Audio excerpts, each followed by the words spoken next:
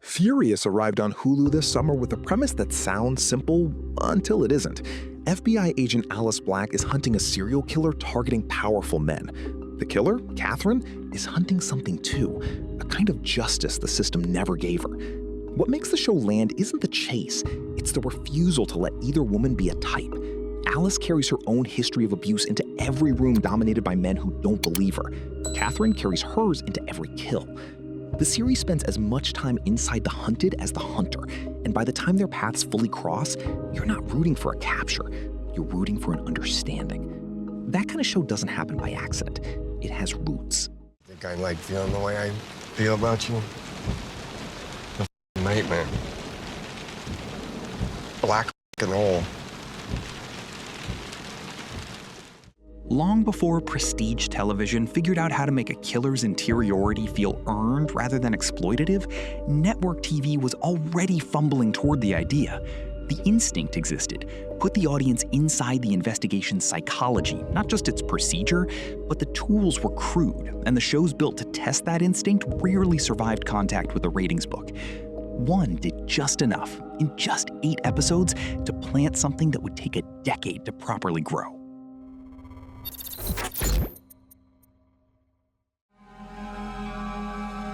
Forced entry in all 4 cases, but none of the victims fought against the intruder. Doesn't make sense. Unsub lasted 8 episodes on NBC in the spring of 1989, and almost nobody watched it happen. An elite FBI forensic team built around psychological profiling rather than gumshoe legwork chases serial killers using the language of behavioral science instead of the language of a beat cop. It was, by most contemporary accounts, too strange for its moment. Critics called it derivative, audiences didn't show up, and it was canceled before spring ended. But strange for its moment is exactly the point.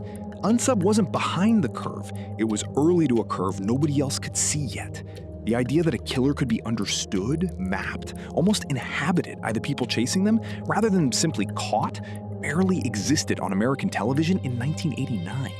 Unsub tried it anyway, clumsily, with a private jet and a team of specialists who now read as a rough draft of a format television wouldn't fully commit to for years.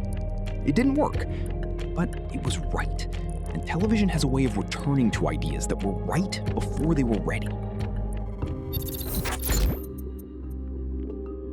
7 years after Unsub disappeared, that rough draft finally found a body that could carry it. Network television hadn't lost interest in the profiler premise, it had just been waiting for the right central performance and the right personal stakes to make the format stick.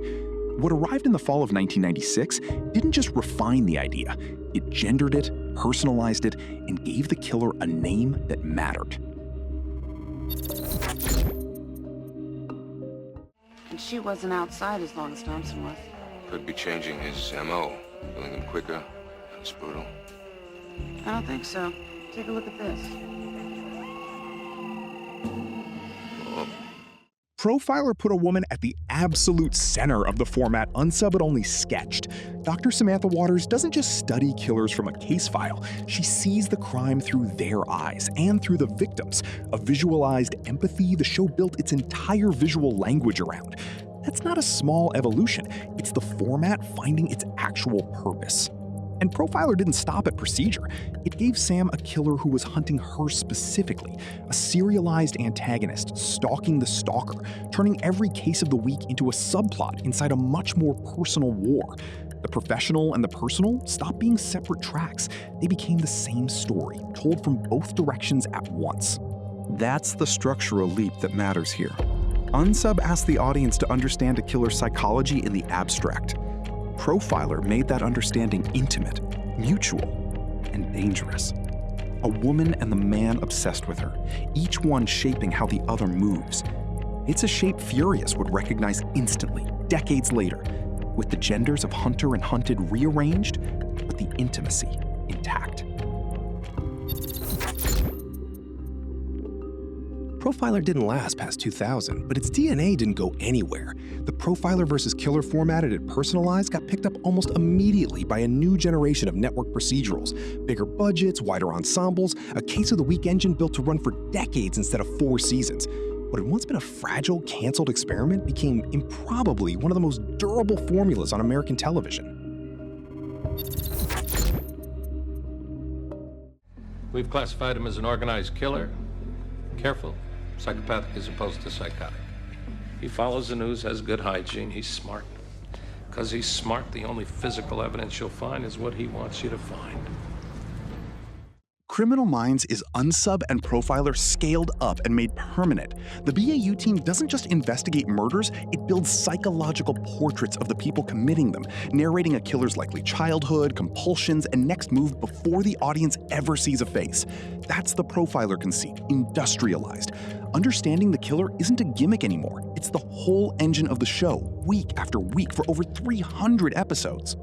What Criminal Minds proves at that scale is that mainstream audiences will sit with a killer's psychology far longer than anyone in 1989 assumed.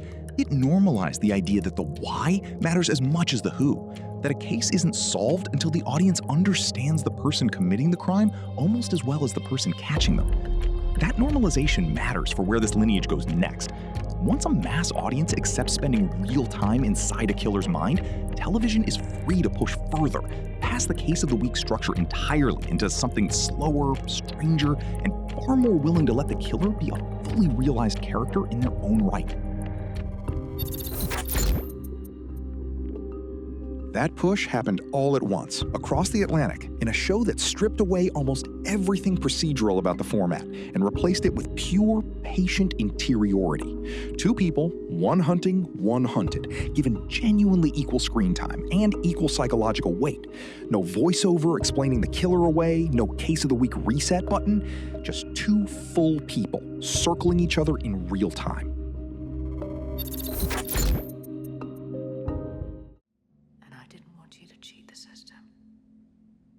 I still don't.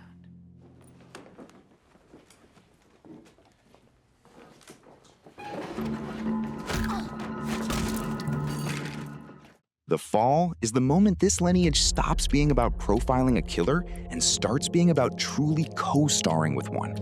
Detective Stella Gibson and killer Paul Spector receive genuinely equal narrative weight. His home life, his compulsions, his contradictions are given the same patient, unhurried attention as her investigation. The show never lets the audience forget that Spector is a person, even as it never once excuses what he does. That balance is the format's real turning point. Everything before this had a hierarchy. Hunter is protagonist, killer is subject to be understood. The Fall removes the hierarchy almost entirely. Both halves of the story get to be the main character. Both halves get interiority, contradiction, a home life that complicates the simple read. It's not hard to see why critics reaching for a comparison point for Furious keep landing here, and on the show that followed close behind it. The dual perspective structure, the refusal to let either woman in the equation be reduced to a function of the plot, that's The Fall's inheritance, arriving almost fully formed a decade before Furious would apply it to its own very different pair of women. The most recent step in this lineage doesn't come from a network procedural or a slow-burn thriller built around two clearly opposed leads. It comes from something stranger. A true story rebuilt around proximity instead of pursuit, where getting close to a killer becomes indistinguishable from getting inside his head, and where the line between investigator and confidant nearly disappears.